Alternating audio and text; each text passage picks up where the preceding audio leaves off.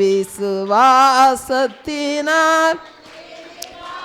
பிழைப்பான், விசுவாசியே பதறாதே.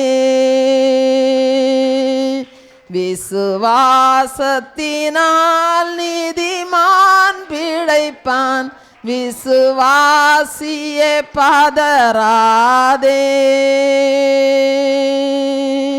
தேவன் கைகளும் குறுகிடாதே, தேவ வாக்குகள் மாறிடாதே.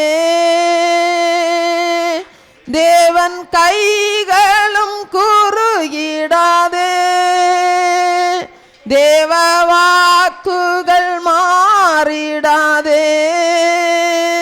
கண்கள் தூங்காது தினம் காத்திடும், கர்த்தர் ஒருபோதும் கைவிடாரே. கண்கள் தூங்காது தினம் காத்திடும், கர்த்தர் ஒருபோதும் கைவிடாரே. கலங்காதே திகையாதே விசுவாசியே, கல்வாரி நாயகன் கைவிடாரே. கலங்காதே திகையாதே விசுவாசியே, கல்வாரி நாயகன் கைவிடாரே. விசுவாசத்தினால் நீதிமான் பிழைப்பான், விசுவாசியே பதறாதே. விசுவாசத்தினால் நீதிமான் பிழைப்பான், விசுவாசியே பதறாதே.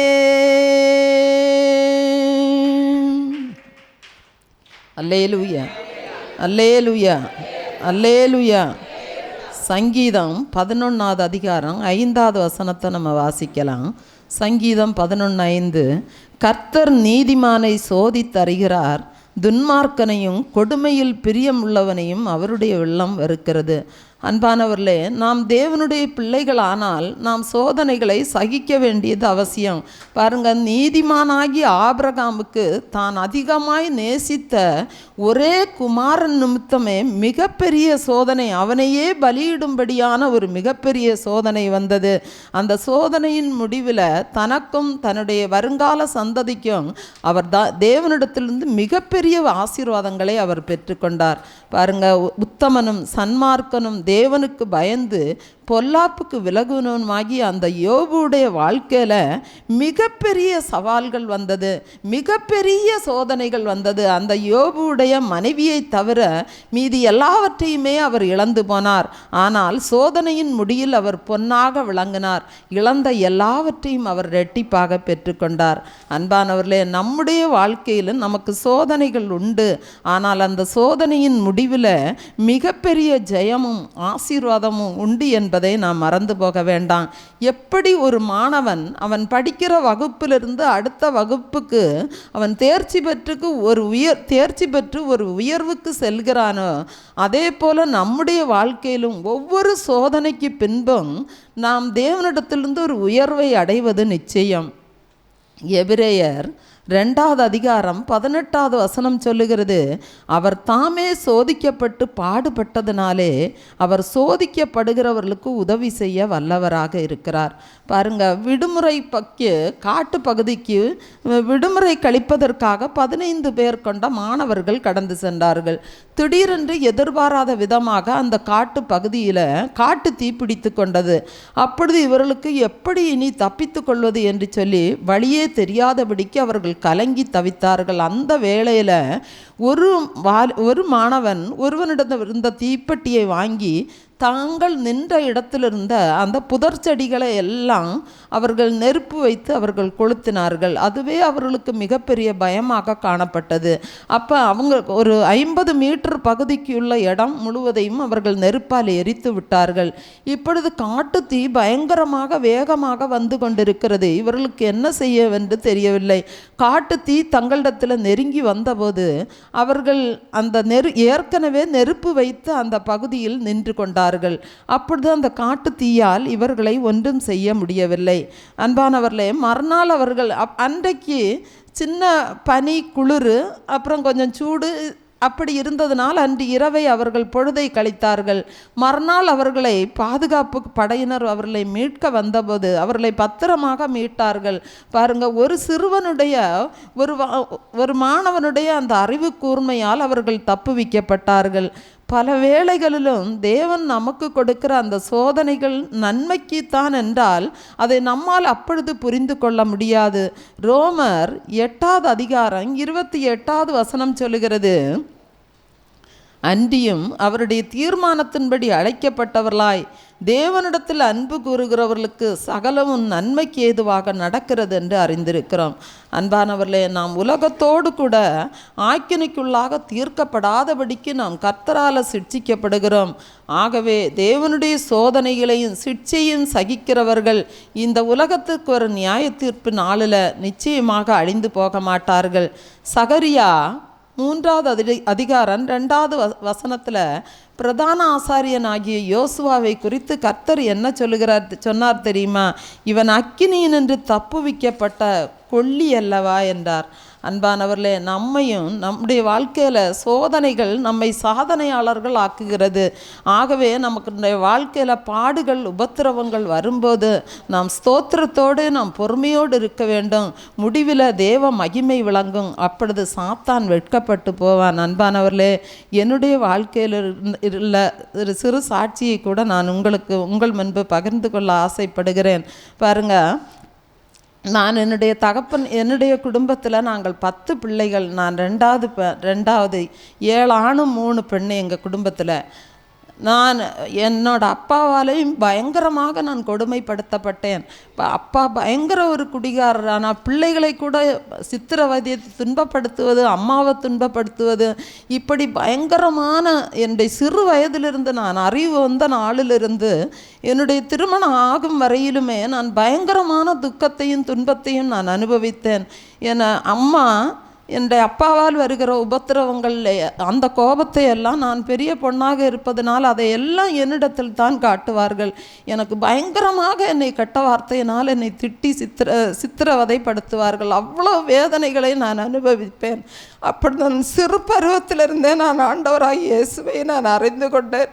நான் +2 மார்த்தாண்டம் LMS ஸ்கூலில் நான் படித்தேன். அப்பொழுதும் நான் அங்கு சில மீட்டிங் எல்லாம் நான் வீட்டுக்கு தெரியாமலே நான் கடந்து போவேன். நாகர்கோயிலில் யூத் ஃபார் கிரைஸ்ட்டு, அப்புறம் எங்கள் ஸ்கூலில் சில மீட்டிங் எல்லாம் நடத்துவேன். அதில் எல்லாம் நான் கலந்துக்கிட்டு அப்படி ஆண்டவரே நான் மெய்யாகவே நான் ஏற்றுக்கொண்டேன். அந்த பாடுகள், அந்த உபத்திரவங்கள் எல்லாம் தாங்கி கொள்வதற்குரிய அந்த பலனை ஆண்டவர் எனக்கு கொடுத்தார். என்னுடைய திருமணமானதுக்கு பிறகும் என்னுடைய பணக்கார குடும்பத்தில் தான் திருமணமாகி கொடுத்தார்கள் என்று நினைத்து நான் இங்கு வந்தாலும் இங்கு வந்த பிறகு தான் தெரியும் இங்கே இருக்கிற கஷ்டங்களும் பாடுகளும் பிரச்சனைகள் எல்லாம். இங்கே பயங்கரமான வறுமையும் பாடுகளும் உபத்திரவங்களுமாக இருந்தது. பிள்ளைகளுக்கு ஒரு டம்ளர் தண்ணி, ஒரு பால் வாங்கி கொடுக்க முடியாது. தண்ணியே தான் அவர்களுக்கு பாலாக நாங்கள் கொடுத்திருக்கிற காலங்கள் உண்டு. அதெல்லாம் சகிக்க முடியாத பாடுகளின் வழியாக கடந்து சென்றான். ஒன்றுமே அவங்க வசதியான குடும்பத்தை சேர்ந்தவர்கள் தான். ஆனால் மந்திரத்து நிமித்தம் நொறுக்கப்பட்டு உடைக்கப்பட்டு ஒன்றுமில்லாமல் எல்லாவற்றையும் இழந்த நிலையில் நாங்கள் காணப்பட்டோம். இந்த இடத்துல ஒரு சின்ன ஓட்டு கட்டணம் இருந்து அதுக்கு மேலே பிரிண்டிங் ப்ரெஸ் எல்லாம் அதில் தான் இருந்தது. அப்போல்லாம் அந்த ட்ரெடல் மிஷின், அந்த கறிக்கட்டை மாதிரி இருக்கிற அந்த எடுத்து கோர்க்கிற அந்த மாதிரிப்பட்ட அந்த டைப்பு மிஷின் தான். அது மேலே தான் ஒரு ஸ்டவ்வை வச்சு சமையல் பண்ணுவோம். அதில் தான் ஒரு கட்டில் போட்டு படுப்போம். அதில் மழை பெஞ்சால் எல்லா தண்ணியும் அந்த கட்டிலில் நனையும். அந்த மாதிரி நாங்கள் கஷ்டப்பட்டோம். அப்படி இருந்தாலும் அவங்க குடும்பத்தில் இருந்தும் பயங்கர நெருக்கங்க. அந்த இடத்தையும் அபகரிக்கணும்ன நோக்கத்தில் பயங்கரமான நெருக்கங்கள் எங்களை சூழ்ந்து கொண்டது. ஒரு காலகட்டத்தில் நாங்கள் சென்னைக்கு கடந்து சென்றோம்.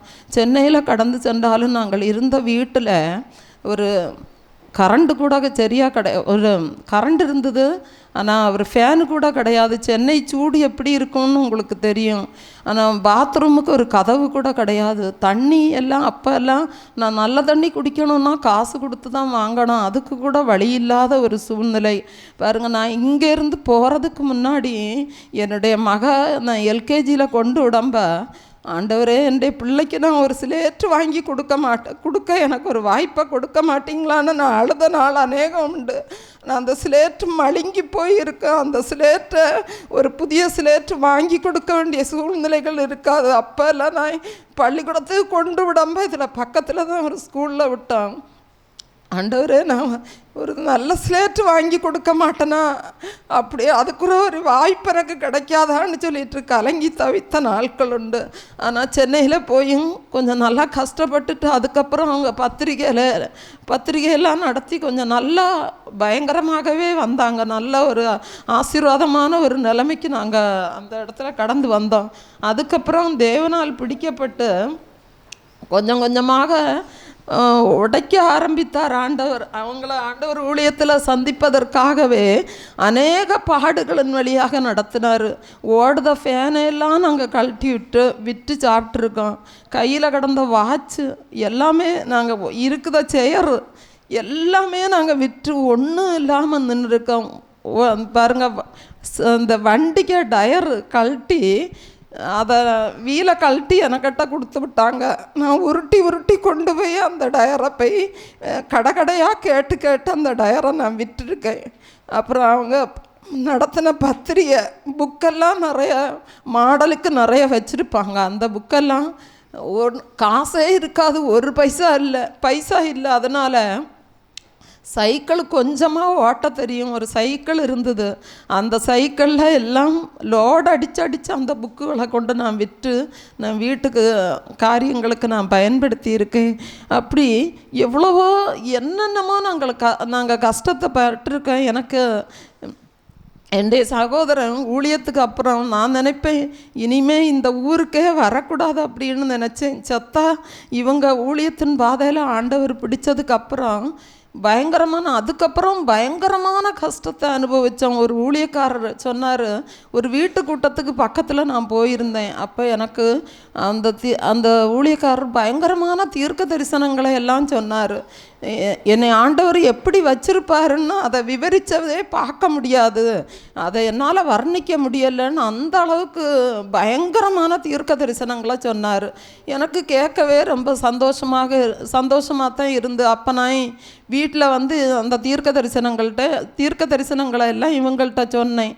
அப்போ இவங்க சினிமா எடுக்க போகிறதுக்கு பயங்கர இதாக இருந்தாங்க. அப்போ தான் சீர்காழியில் போய் சினிமா எடுக்கிறதுக்கு சினிமாவில் அப்போ பயங்கரமாக வருவோம், தீர்க்க தரிசனம் எல்லாம் நல்லா இருக்கு அப்படின்னு அவங்க நினச்சிக்கிட்டாங்க. எனக்கும் ஆண்டவரே இதன் மூலம்தான் ஒரு ஆசீர்வாதம் வருமோ அப்படின்னு நானும் நினச்சிக்கிட்டேன். இப்படி இந்த அளவுக்கு சொல்லக்க இவங்க சினிமா எடுக்க போகிறதெல்லாம் எனக்கு எந்த அளவும் பிரியம் இல்லை.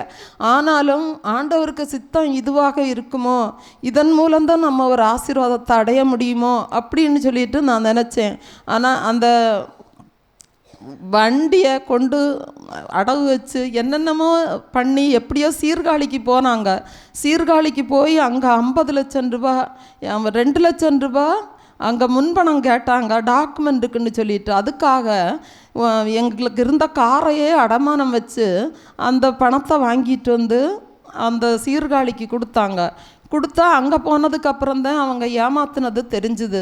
அதுக்கப்புறம் என்னுடைய அந்த ரவுடிகளுக்கு டெய்லி கந்து வட்டி அந்த பணத்தை கொடுக்க முடியாது. அப்போ என்ன செய்யன்னு தெரியல. அவங்க எங்களையும் கடத்திட்டு போகணும், அவங்கள பார்த்தாலும் அவங்க கொன்று போடுவணும், என்ன செய்யணும்னு சொல்லுகிற அந்த சூழ்நிலை என்னென்ன, இனி செத்து போகலாமா அப்படின்னு. அப்படி இருந்தால் நாங்கள் செத்து போவோம்னு சொல்லிட்டு அவங்க போய் தாம்பரத்தில் எங்கேயோ போய் நின்றுட்டு எனக்கு கூப்பிட்டாங்க, நீ உடுத்திருக்க ட்ரெஸ்ஸோட வா, எதுவுமே அங்கேருந்து எடுக்காத, சும்மா மார்க்கெட்டுக்கு போகிறது மாதிரி. எப்படின்னா நாங்கள் அந்த பணத்து நிமித்தம் ரவுடிகள் எங்களை ஏதாவது பண்ணிடக்கூடாதுன்னு அப்படி ஒரு பயம். நான் ஏதாவது ஒன்று பண்ணிடக்கூடாது, அதுக்காக என்ன காப்பாற்றணுன்னுள்ள ஒரு எண்ணம் அவங்களுக்கு. அப்போ அப்படியே நாங்கள் பிள்ளைகளை கூட்டிகிட்டு நாங்கள் வந்தோம். வரம்ப அப்படியே ஊருக்கு இங்கே கூட்டிகிட்டு வந்தாங்க. இங்கே கூட்டிகிட்டு வரம்ப கூட ஒரு சகோதரன் வீட்டுக்கு தான் நேரில் போனோம், இங்கே வரல. அப்போ அவன் இவங்க ஏதோ பிரச்சனையில் இருக்கணும் போல் அப்படின்னு நாங்கள் எதுவுமே சொல்லலை. என்ன பிரச்சனை அப்படின்னு, பிள்ளைகளுக்கு ஸ்கூலில் ஃபீஸு கட்ட முடியலை, ஒன்றுமே பண்ண முடியலை. அவன் உடனே இவங்கள இவங்கள்ட்ட சொல்லாமையே ஒரு இடத்துக்கு போவோன்னு சொல்லிட்டு ஒரு மந்திரவாதி கிட்ட கூட்டிகிட்டு போனான். அந்த மந்திரவாதி கிட்ட கூட்டிகிட்டு போய் அவன் அங்கே இருக்க சூழ்நிலைகளை எல்லாம், நாங்கள் கடந்து வந்திருக்கிற அந்த நிலையை எல்லாம் அந்த மந்திரவாதி சொல்லுதான். அப்போ என்னோட மகளுக்கு பெரிய ஆபத்து இருக்குது, பிசாசு அவளை அடித்து போடும் அப்படின்னு எல்லாம் சொல்லி இருக்கான். ஆனால் ஏன்னா தம்பிக்கு எப்படியாவது பிள்ளையை காப்பாற்றணும், அப்போ மந்திரவாதி கேட்குத பணத்தை எல்லாம் அவனுக்கு கொடுக்கணும் அப்படின்னு கூட தீர்மானம் பண்ணான் அவன். அப்போ இவங்க அதிலேருந்து அவனை அதெல்லாம் கொடுக்க விடாமல் அங்கே இருந்து பாதுகாத்து கொண்டு வந்தாங்க. அப்போ நாங்கள் வந்திருக்கிற சூழ்நிலை சரியில்லை அப்படின்னு உள்ளது தம்பிக்கு தெரிஞ்சு போச்சு. அதுக்கப்புறம் வீட்டுக்கு வந்தால் அவங்க என்கிட்ட சொன்னாங்க,